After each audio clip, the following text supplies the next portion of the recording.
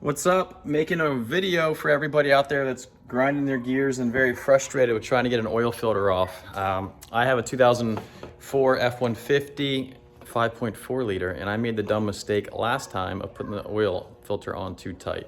Not to mention it's a work truck and I haven't changed the oil in like 10,000 miles. So that probably has to do with it a little bit as well. But I tried one of these, stripped off the filter, slipped and stripped, it kept spinning. Tried one of these, crushed it, and now I'm at my last resort, and I'm gonna show you how that is going to play out. So as you can see, these filters aren't really the easiest to get to. Typically you go up underneath, put the filter socket on there and crank it out, but we're having some issues. First things first, on this truck you have to take off the air filter, and then the air filter also has a bracket here you have to remove, and that gives you a little bit enough access to get in there. So the trick is you're going to need a screwdriver. This is I think number 3 Phillips, but the problem is getting your hammer down in there, actually hammer it in, and you have to be careful when you end up doing that. So the first thing I did is I got this. It's a 1-inch drill bit that gave me enough space to at least put a pilot hole in first. And you want to make sure you put your pilot hole in to the right, as far right as possible, so you can actually turn this to the left. And then once I got that in, I actually had to use 2 hammers then to actually be able to hit the Phillips head screwdriver.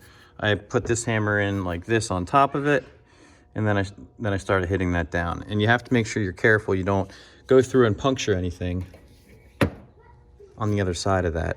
So be careful. Make sure you don't put it too far up because you might mess up the threads on the actual truck that the oil filter threads onto.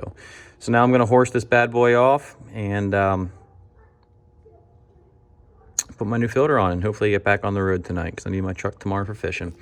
So with that being said, that is how the old school way. This is not necessarily the best way to do it, but desperate times call for desperate measures. And next time, don't put the filter on too tight. Take care. All right, success. That was not fun. Hopefully you ate your Wheaties this morning.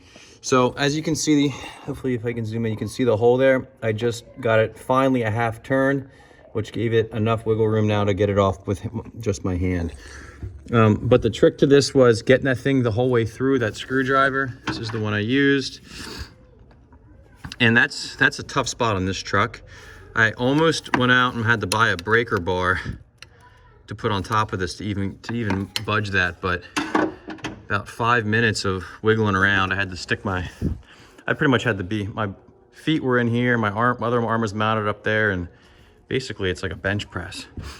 So I got that, but the trick then after that is once my screwdriver kept hitting the fan, I ended up using these once it was just enough broken loose to get in there, and then literally like millimeter by millimeter with the space in there, I got it half turn, and now I can get it off by hand.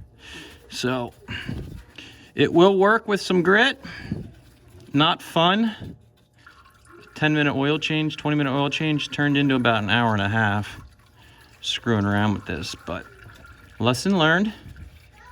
Life goes on until next time. So hopefully that helps. See you guys.